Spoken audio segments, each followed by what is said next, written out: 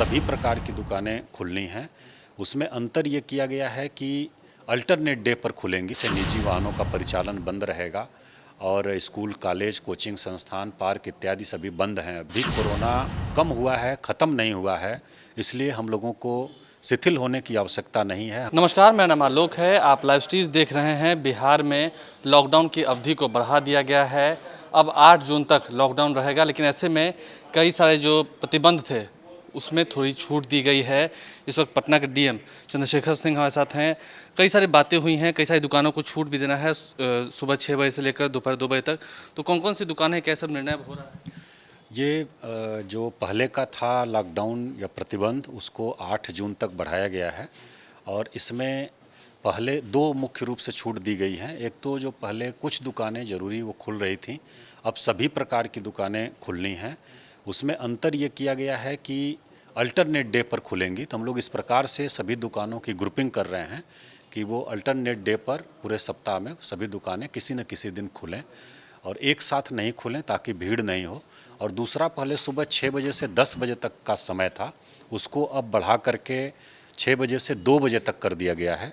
तो ये परिवर्तन हुआ है। बाकी इसके अलावा सभी प्रकार के जो प्रतिबंध हैं वो सब लागू रहेंगे और जैसे निजी वाहनों का परिचालन बंद रहेगा और स्कूल, कॉलेज, कोचिंग संस्थान, पार्क इत्यादि सभी बंद हैं अभी। दुकानें खोलने की बात की गई थी, तो ऐसे में ये भी कहा गया है कि कार्रवाई भी हो सकती है अगर दुकानों में मास्क और सैनिटाइजर का उपयोग नहीं किया गया। तो क्या इसके लिए प्रशासन तैयार है? हाँ बिल्कुल, इसके लिए हम लोगों ने धावा दल बनाया हुआ है, फ्लाइंग स्क्वाड हमारा बना हुआ है।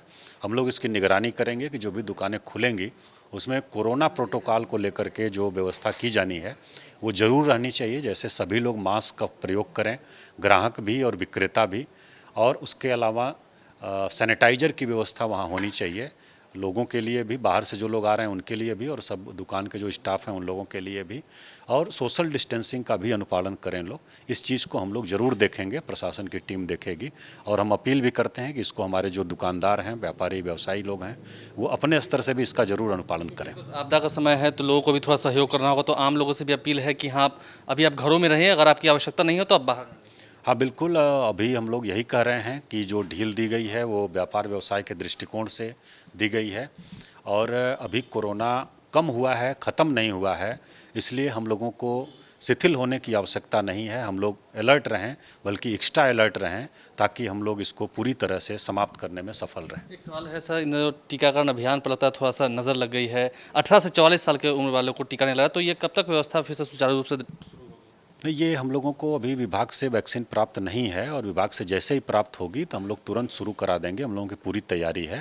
बाकी 45 प्लस के जो लोग हैं उसके लिए पर्याप्त वैक्सीन हम लोगों के पास उपलब्ध है और वो शहरी और ग्रामीण दोनों क्षेत्रों में लगातार चल रही है।